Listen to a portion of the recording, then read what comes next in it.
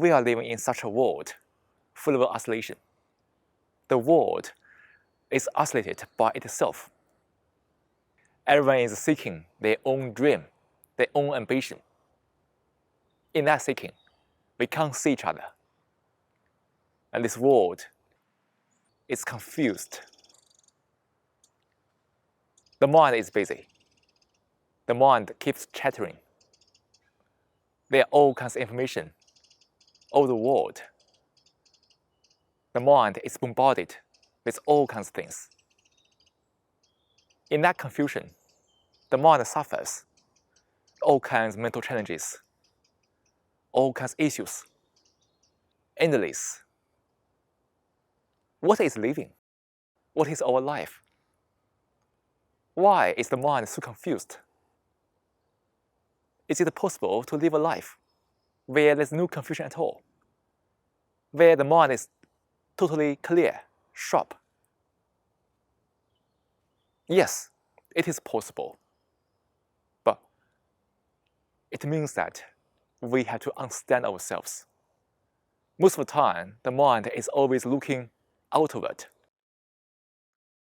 It's always looking for something to take comfort, to take pleasure. But we rarely go inwardly to understand ourselves. Understand why the mind is always conforming, always imitating, why it is so challenging to be oneself. Being oneself does not mean that one does whatever one wants. That's not being oneself. Being oneself means that the mind is free, has no conflict, has no confusion. So the life is authentic. There's no pretentiousness. But you see, in this world, it's difficult, it's challenging. We are all pretending. This vanity or pretentiousness is everywhere. As long as life is not authentic, there must be division, there must be contradiction and conflicts.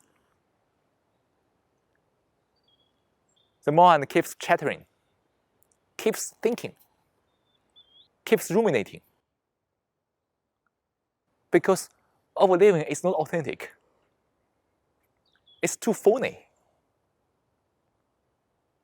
To really end this totally, not theoretically, but actually, requires one to go deep into oneself, to understand the mind. This understanding is not intellectual.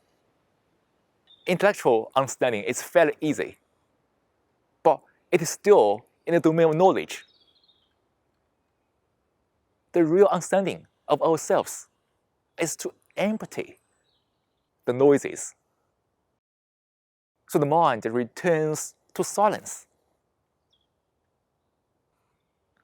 The mind has a vast space. Such a mind is stable, it's clear, it's pliable. And then there's no confusion at all. That's why we have this talk together, to inquire into the self together, to understand ourselves together, by thinking together, by setting aside our own pleasures, our own idiosyncrasies, to observe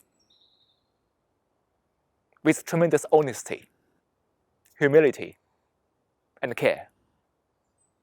And only then we can really demolish any boundary, go through the isolation to really see ourselves as who we are actually.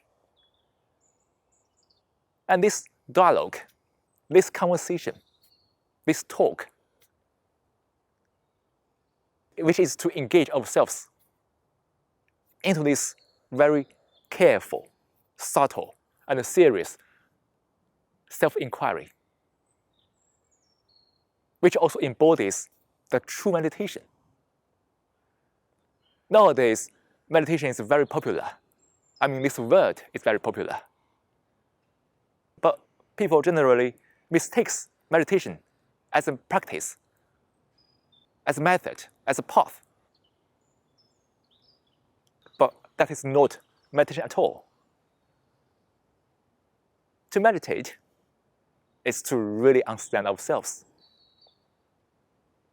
When one really understands oneself, one will definitely know what is meditation. Now, let's embark on this journey together. Understand yourself. Understand the world.